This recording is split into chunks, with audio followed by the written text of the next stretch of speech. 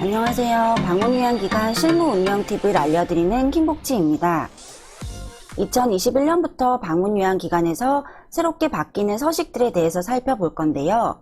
우선 이번 첫 순서로 인지선별검사 시스트 작성 방법에 대해서 알려드리도록 하겠습니다. 인지선별검사 시스트란 2021년부터 간이정사상태검사지 MMSK를 대체하여 사용하기 위한 검사 도구입니다. 인지선별검사는 외부로 공유가 절대 불가하기 때문에 이 부분은 꼭 유의해 두셔야 하고요. 시스트 검사지를 사용하기 전 교육을 받으셔야 하는데요. 시스트 인지선별검사지를 다운받고 사용하기 위해서는 중앙치매센터 홈페이지에서 1시간 인터넷 교육 및 수료 후 사용 가능하다고 합니다. 시스트 검사지는 총 4장으로 구성이 되어 있고요. 일단은 외부로 노출이 불가하기 때문에 모두 교육을 받으신 후에 이 부분을 충분히 숙지하셔서 작성하시기를 권장드리도록 하겠습니다. 인지선별검사 시행 매뉴얼은 총 34페이지에 달하는데요. 꼭 출력하셔서 하나하나 꼼꼼하게 숙지를 하셔야지 작성을 하시는 데 도움이 많이 되겠습니다. 시스트 검사 방법 첫 번째로 기본 정보 학력에 대해서 설명을 드릴 텐데요. 기본적인 내용들은 다 숙지가 가능하신 부분이라서 생략하도록 하고요. 제일 중요한 부분 또는 이해가 되지 않는 부분들에 대해서 하나씩 짚어드리겠습니다. 첫 번째 페이지의 기본 정보 학력 부분인데요. 이때는 꼭 어르신의 문해, 비문해 여부를 확인하셔야 하고요. 이 부분은 인지선별검사 시행 매뉴얼 5에서 6페이지를 참조해 주시면 되겠습니다. 일단 어르신이 80세 만으로 80세라고 가정을 했을 때 그 당시 1930년도에 학령기 당시 학제를 구체적으로 확인하여야 합니다. 어르신께서 소학교, 그러니까 지금의 초등학교에 해당하는 소학교 3학년을 다니다가 그만두셨다고 가정을 했을 때 이때 2학년까지 완전하게 마치셨기 때문에 완전히 마치신 2학년까지 표기를 해 주시고요. 어르신이 읽고 쓰기 능력이 어느 정도 가능하시다라는 부분을 확인하신 후에 문해로 표기를 하면 됩니다. 일단 문해의 반대편은 비문해이기 때문에 그와 반대되는 경우에는 비문해로 작성 여부를 확인해 주시면 되겠습니다. 검사일은 제공계획서 작성일 전과 동일한 날짜까지 적어주시면 되겠습니다. CIST 검사 방법 중에 두 번째로 판정 결과 작성법입니다. 이 부분을 제일 문의를 많이 주셨었는데요. 맨 마지막 페이지 하단에 보시면 판정 결과 작성하는 법이 있습니다. 이때는 어르신 연령과 교육 연수에 따라서 표시된 점수 기준표를 확인하셔야 하고요. 이 표시된 점수 기준표는 인지선별검사 시행 매뉴얼 31페이지에 있으니까 참고해 주시면 되겠습니다. 예를 들어 저희 어르신이 아까 만 80세 그리고 검사지의 검사 결과가 7점으로 나오셨을 때 연령과 교육 연수에 따라 표시된 점수 기준이 11점으로 표기되어 있다면 이 어르신은 11점이 미만인 경우에는 인지 저하 의심, 그리고 11점이 이상인 경우에는 정상이 되시겠습니다.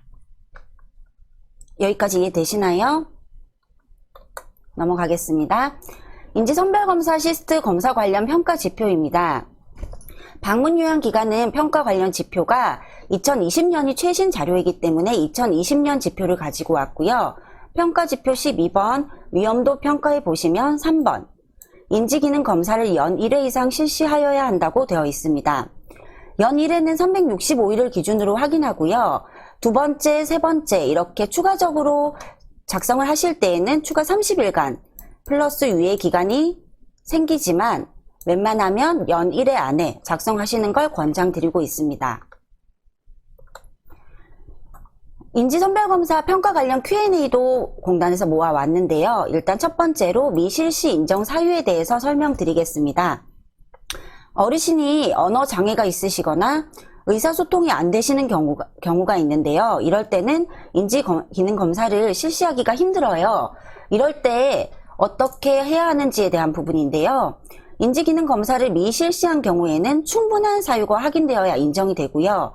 이 충분한 사유는 욕구평가, 그리고 상담일지 등에 작성하여도 된다고 합니다.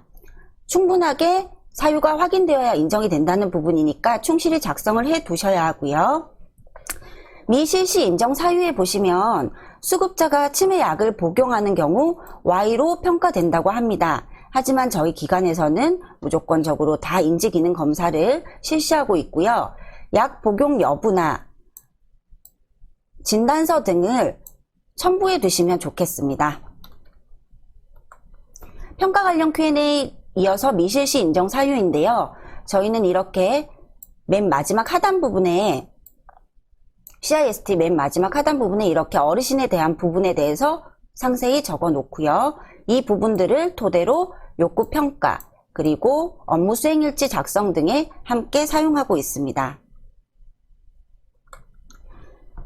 Q&A 작성일 인정 범위에 대해서 설명드리면요. 신규 수급자가 급여 개시일 당일에 위험도 평가를 하고 이후에 급여를 시작하였다면 당일도 평가 인정되나요? 라는 부분인데요. 인정된다고 합니다. 일단 신규 수급자가 12시에 서비스를 처음으로 제공받은 날 9시에 방문을 해서 인지기능 검사 및 낙상 요청 그리고 욕구평가를 실시하고요.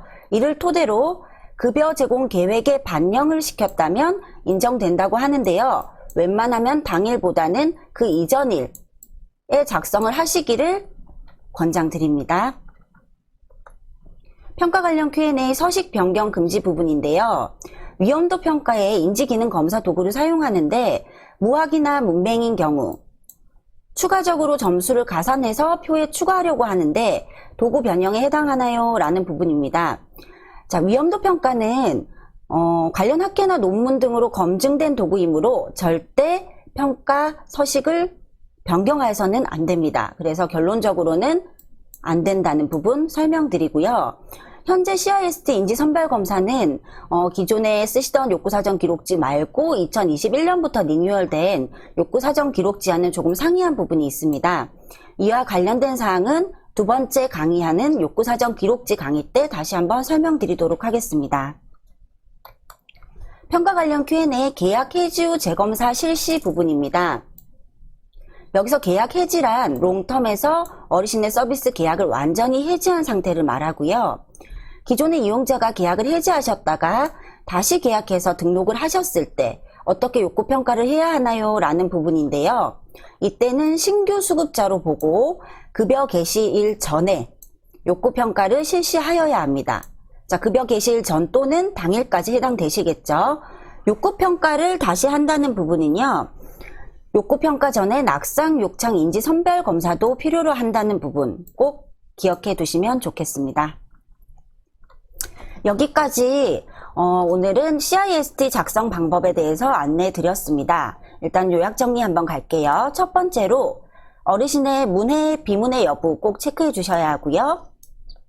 두 번째로는 계약 해지 후 재계약 시에는 재작성이 필요하다는 부분 숙지해 두셔야 합니다. 세 번째로 어르신의 연령, 교육 연수로 판정 결과가 나온다는 점 알고 계시고요. 네 번째로 서식은 절대 변경 금지한다는 부분. 마지막 다섯 번째로 급여 개시일 이전이나 당일까지는 꼭 작성해 주셔야 된다는 부분 알려드렸습니다. 어떻게 오늘 강의 좀 유익한 시간이 되셨을까요? 제가 다음 강의로 들고 올 주제는 욕구사전 기록지 작성법입니다. 다음 강의에도 좋은 컨텐츠로 다시 찾아올 수 있도록 노력하는 킹복지 채널이 되도록 하겠습니다. 궁금하신 점은 하단에 댓글이나 그리고 또는 여러가지 부분 카톡 여러가지 부분들로 알려주시면 성심성의껏 답변 드리도록 하겠습니다. 오늘도 고생 많으셨습니다. 감사합니다.